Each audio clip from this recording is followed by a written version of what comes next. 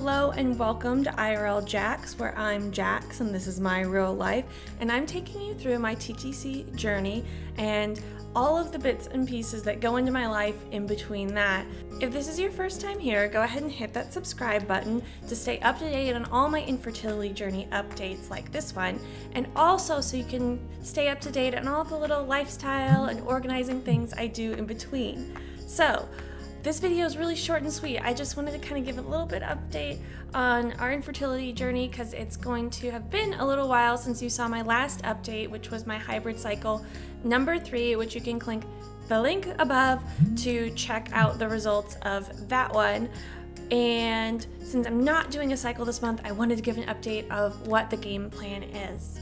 First of all, thank you so much for your support. I really appreciate it. And I love having you ladies along for the journey. It kind of just makes this whole thing feel a little less isolating. So thank you for that. And now for the update. So last cycle didn't work, obviously, even with 4 mature follicles, which is kind of disappointing. And if you're following along with that, you know that I'm going through a job change right now. So good news on that front is I'm in negotiations with HR about my new position. So woo! I mean, the worst that can happen now is I take a little bit less money. So at least job is secure, but that does mean I'm gonna be spending the month of July transitioning to that new job. So that, along with the fact that we were on vacation at the beginning of this cycle, made it so that we just couldn't do a cycle for this kind of June, July time frame. It's just not gonna work out, which is fine. I am thoroughly enjoying the break and feeling like myself again. Oh my goodness, does it feel awesome not to have a bunch of artificial drugs pumped through your system. I feel so productive. But it also gave me and my husband a chance to have a little chit chat, a little sit down about what our goals were concerning infertility, and he got a little real with me. He got a little real, and you have to understand this is not abnormal. I give this warning to you guys because it might seem a little harsh from the outside, but this is totally within the realm of normal for like our relationship. We're very honest, both about the good and the bad. So we were talking about it one night, and he's like, "Hey, I don't think you have like the right attitude about these cycles."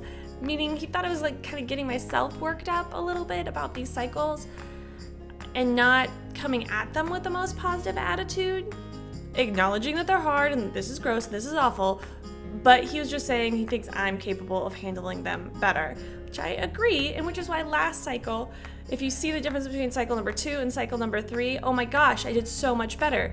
So he's just pushing me to kind of keep going forward with that momentum of handling them better and with more grace and not getting so hopeful and devastated and kind of just lessening the emotions on both sides of those, just because it's a long journey we're on.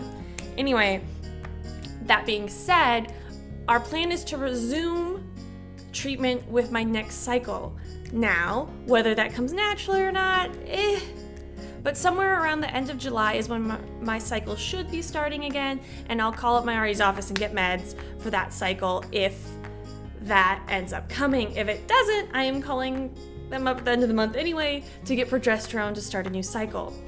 And we've hit the halfway point in the year, and we had also set, my husband and I, a boundary of the end of this year before we switched gears.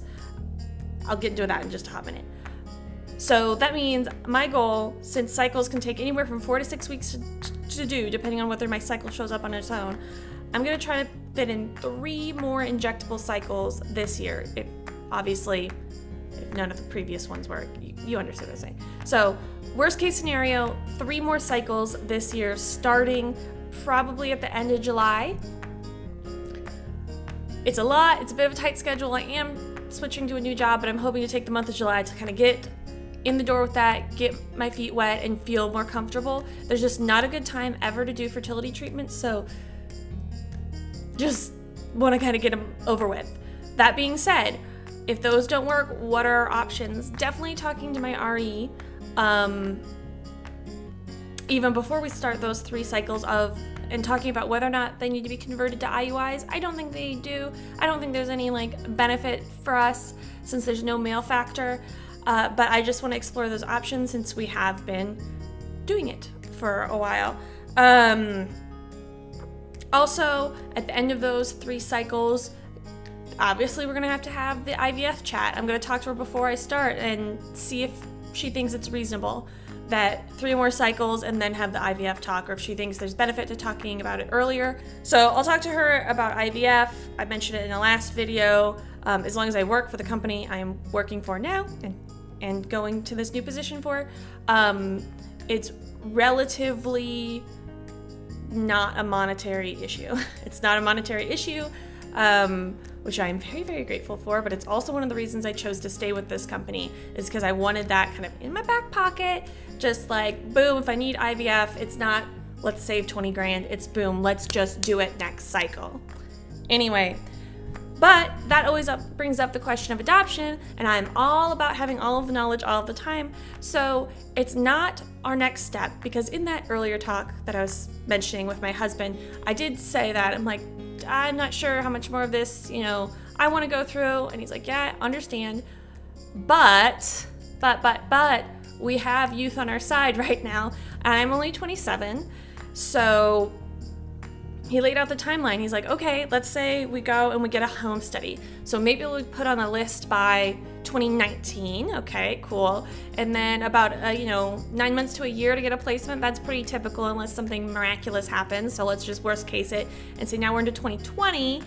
And then you're not going to want to start fertility treatments again right away. You're probably going to want to wait a year. So now it's 2021. And now I'm pushing 30 and talking about starting fertility treatments again, which isn't the worst thing ever, but it's also not ideal when we have the knowledge right now that this is an issue. Meaning we're going to push through for a little bit longer. Like I said, at least at the end of this year. At the end of this year, we can totally chit-chat about like whether or not I'm even like emotionally ready / I can balance that all to do IVF. That's a 2019 discussion. But that's also when we'd reconsider adoption.